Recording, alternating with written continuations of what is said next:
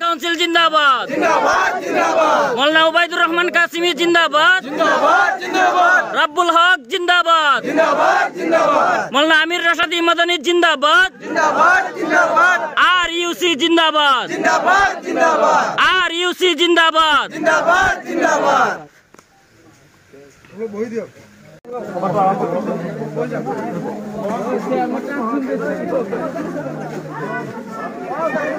উলামা council দলে নগাঁও লোকসভাত প্ৰাৰ্থিত্ব আমাৰ ৰাব্বুল হক ডাঙৰীয়াক আমি প্ৰাৰ্থিত্ব দিছোঁ। তেওঁৰ যিটো চিম্বল গেছ চিলিণ্ডাৰ হয়, গতিকে মই আজি 2-3 দিন ধৰি নগাঁও লোকসভাৰ অন্তৰ্গত বিভিন্ন এলেকাত বিভিন্ন জেগাত মই নিজে আছোঁ, মই কেণ্ডিডেটৰ লগত নিজে ঘূৰি ফুৰি আছোঁ। যিদৰে মানুহৰ যিটো উৎসাহ যেনেদৰে দেখি পাইছোঁ, মানুহবিলাকে বিকল্প বিচাৰি আছিল।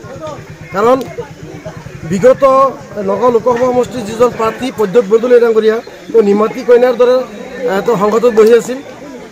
যেতিয়া লকডাউন হৈছিল, মানুহবিলাকৰ বিপদৰ সময়ত প্ৰদ্যুৎ বৰদলৈ মানুহৰ ওচৰত নাই।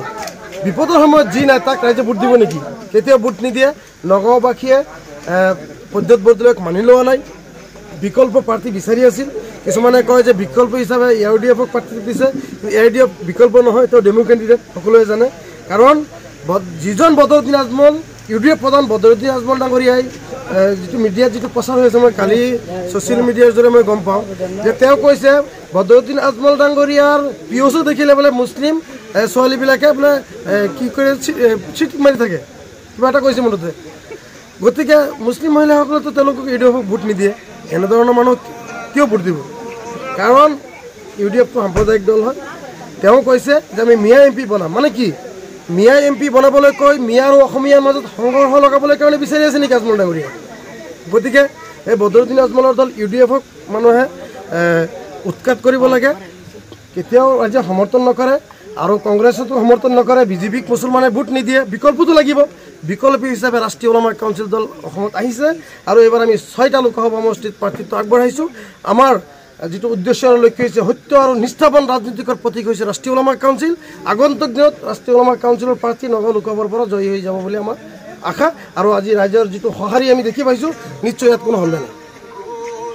দেখিবলৈ পোৱা গৈছে যে বদৰুদ্দিন আজমলে হেলিকপ্টাৰ লৈ আপোনাৰ নিৰ্বাচনী প্ৰচাৰ চলাইছে আমিনুল ইছলামৰ। চাওক, বদৰুদ্দিন আজমল ডাঙৰীয়া হেলিকপ্টাৰ চাবহে মানুহ যায়, ভোট দিবলৈ যায় নেকি? বদৰুদ্দিন আজমল ডাঙৰীয়াৰ হেলিকপ্টাৰত যিমান মানুহ হয়, আজি চাওক ইয়াততো হেলিকপ্টাৰ মানুহ পিছফালে আপুনি চাওক, শ মানুহ এইবিলাক হেলিকপ্টাৰ চাব আহিছে নেকি? এই ৰাতিটো ইমান ঠাণ্ডা, চাৰিওফালে বতাহ মাৰি আছে, মানুহে চাইকেল লৈ, মটৰ চাইকেল লৈ কিমান 10 কিলোমিটাৰ, 15 কিলোমিটাৰ, 20 কিলোমিটাৰ দূৰৰ পৰা মানুহ আজি ইয়াত ভিৰ দিছে। কিয় দিছে? এই ৰাব্বুল হকক মানুহে ভাল পায়, ৰাষ্ট্ৰীয় উলামা কাউন্সিলক মানুহে ভাল পায়, মাওলানা আমিৰ ৰাছিদি মাদানী চাহাবক মানুহে ভাল পায়। গতিকে এইবাৰ কোনো নচলে। এইবাৰ একমাত্ৰ নগাঁও লোকসভাত গেছ চিলিণ্ডাৰৰ যিটো চিম্বল ৰাব্বুল হক ৰাষ্ট্ৰীয় উলামা কাউন্সিলে চলিব। এইটো কিন্তু 100% আশা। কালিৰ পৰা আমাৰ যিটো মিছন আৰম্ভ হ'ব, আপোনালোকে চাব, ঘৰে ঘৰে ৰাষ্ট্ৰীয় উলামা কাউন্সিলৰ বাহিৰে কোনো নকয়। আপোনালোকে নিৰ্বাচনী প্ৰচাৰ আমাৰ নিৰ্বাচনী প্ৰচাৰ আৰম্ভ হৈছে আৰু আপোনালোকে দেখি পাইছে মানুহৰ যিটো সহযোগিতা, মানুহৰ যিটো উৎসাহ, যিটো উদ্দীপনা, মোৰ নিজৰ বহুতো ভাল লাগিছে।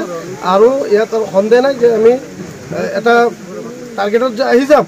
কিমান ভোটত জয়ী হ'ব বুলি ভাবে? জয় আমাৰতো BJP-ৰ লগত কণ্টেষ্ট হ'ব জানে, বাকীখিনি 2 নম্বৰ 3 নম্বৰ থাকিব। কাৰণ BJP তেওঁলোকৰ শাসনাধিষ্ঠ চৰকাৰ, তেওঁলোকৰ গভৰ্ণমেণ্ট আছে, তেওঁলোকেতো গোটেই PM CM গোটেই মিনিষ্টাৰ নমাই দিব।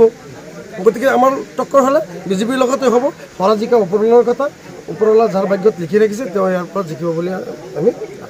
আৰু এটা কথা এইকেইটা আপোনাক প্ৰশ্ন কৰি দিছোঁ যে এটা উলামা কাউন্সিল বুলি কৈছে যে উলামা কাউন্সিলে কেতিয়াবা BJP-ক ছাপোৰ্ট কৰিছে, আন এটা দলে আকৌ কংগ্ৰেছক ছাপোৰ্ট। উলামা কাউন্সিল বুলি আমাৰতো ৰাষ্ট্ৰীয় উলামা কাউন্সিলটো পলিটিকেল পাৰ্টি হয়। যদি কোনোবাই উলামা কাউন্সিল বুলি NGO বনায়, কাৰোবাক সমৰ্থন কৰে, আমাৰতো ক'বলৈ দিয়া একো নাই। NGOটো আপুনি বনাব পাৰে, কোনোবাই বনাব পাৰে। গতিকে উলামা কাউন্সিলৰ লগত আমাৰ কোনো সম্পৰ্ক নাই। এইটো ৰাষ্ট্ৰীয় উলামা কাউন্সিল এটা পলিটিকেল পাৰ্টি। আমাৰ পলিটিকেল পাৰ্টি হিচাপে আমি প্ৰাৰ্থিত্ব আগবঢ়াইছোঁ আৰু আমাৰ প্ৰাৰ্থী জিকিব। আমি গোটেই ভাৰতবৰ্ষৰ 14খন ৰাজ্যত আমি কাম কৰি আছোঁ। আমাৰ প্ৰাৰ্থী খালি অসমত নহয়, আমাৰ উত্তৰ প্ৰদেশত আছে, আমাৰ মহাৰাষ্ট্ৰত আছে, অন্যান্য ৰাজ্যতো বহুত ৰাজ্যত আমাৰ প্ৰাৰ্থী আছে। গতিকে আমাৰ বিশ্বাস আছে আমাৰ প্ৰাৰ্থীসকল জয়ী হৈ যাব। আৰু ৰাষ্ট্ৰীয় উলামা কাউন্সিলৰ উত্থান দেখি বাকী দলবোৰে মানে তেওঁলোকে কম্পমান হৈ আছে। এতিয়া তেওঁলোকে ভয় কৰি আছে যে উলামা কাউন্সিলতো আউল লগাই দিব।